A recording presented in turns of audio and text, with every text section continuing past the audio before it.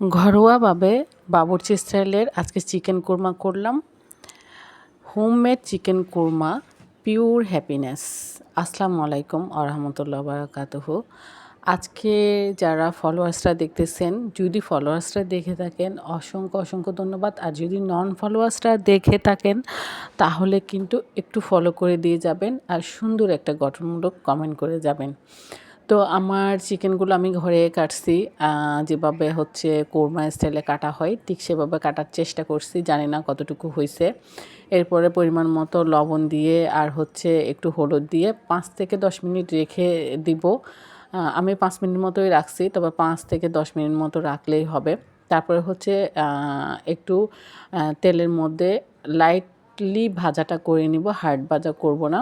আর আজকে আমার রান্নাটা পুরো রান্নাটাই কিন্তু সরিষার তেল দিয়ে রান্নাটা হচ্ছে। এবার সেই চিকেন ফ্রাইয়ের তেলটা আবার আরেকটা পাতিলে নিয়ে এইবার হচ্ছে আস্ত গোটা মশলাগুলো আমি দিয়ে দিচ্ছি। আমি যখন রান্নাটা করতেছি অলরেডি হচ্ছে আজকে হচ্ছে শুক্রবার, আর শুক্রবারে তো ভালো মন্দের রান্না সবার খেতে সবাই করে, সবার খেতেও ভালো লাগে, যেহেতু বন্ধের দিন বাচ্চারা হাজব্যান্ডরা বাসায় থাকে। তারপরে হচ্ছে গিয়ে আমার মসজিদে অলরেডি খুতবা চলতেছে, তো আমার রান্নার প্রসেসিংটা আমি খুব তাড়াহুড়া করতেছি, যেহেতু মসজিদ থেকে এসে কিন্তু ভাত খেতে চাইবে। তারপরে হচ্ছে আমি পেঁয়াজ কুচি দিয়ে দিলাম। পেঁয়াজ কুচির একটু কাঁচা ভাব চলে গেলে 1 টিস্পুন মতো হচ্ছে পেঁয়াজ পেস্ট, রসুন পেস্ট, আদা পেস্ট দিয়ে আবারও ভালো মতো নেড়ে চেড়ে কষিয়ে দেন হচ্ছে একটু গরম পানি দিয়ে হচ্ছে আবারও ভালো মতো কষিয়ে নিলাম। তারপরে হচ্ছে গিয়ে হলুদ গুঁড়া দিলাম, তারপরে একটু কালারের জন্য মরিচ গুঁড়া, ধনিয়ার গুঁড়া দিয়ে তারপর হচ্ছে আমি যেহেতু রান্নাটা আজকে সম্পূর্ণ দুধ দিয়ে রান্না করব, তাই জন্য কিন্তু আমার দুধটা গরম ছিল, সেই জন্য হালকা একটু দুধ দিয়ে আমি ভালো মতো মশলাটা কষিয়ে নিচ্ছি, যাতে কোনো প্রকারের মশলার গন্ধ না থাকে। এরপর হচ্ছে একে একে বাকি মশলাগুলো দিয়ে দিচ্ছি।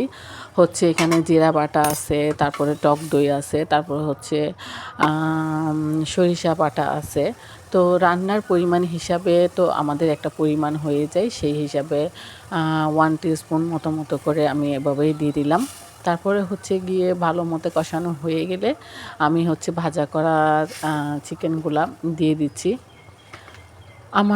আমি আবারও সবাইকে রিকোয়েস্ট করতেছি, ফলোয়ার্সরা যদি আমার ভিডিওটা দেখে থাকেন অসংখ্য অসংখ্য ধন্যবাদ। আর নন ফলোয়ার্সরা দেখে থাকলে অবশ্যই ফলো করে দিয়ে যাবেন আর একটা গঠনমূলক কমেন্ট করে যাবেন। আমার এই ভিডিওটার জন্য আমি সকাল থেকে অনেক অনেক পরিশ্রম করতেছি। ভিডিও করার পরে অনেকবার এডিটিং হয়েছে আমার, বাট আমার কোনো মতে ভিডিওটা রেডি হচ্ছিল না। ফাইনালি কোনো মতেই রেডি করার চেষ্টা করতেছি।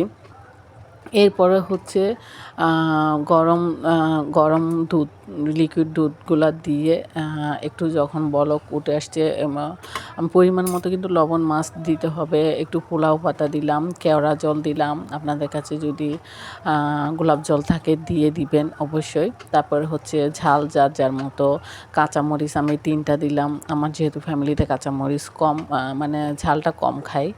তারপরে হচ্ছে আপনারা যদি কিশমিশ বাটা থাকে, বাদাম বাটা থাকে, এগুলো দিয়ে দিবেন। আমার হাতের কাছে যা আছে আমার ঘরোয়া মশলা দিয়ে আমি এভাবে রান্না করাতে এত মজা হয়েছে, কি আর বলবো।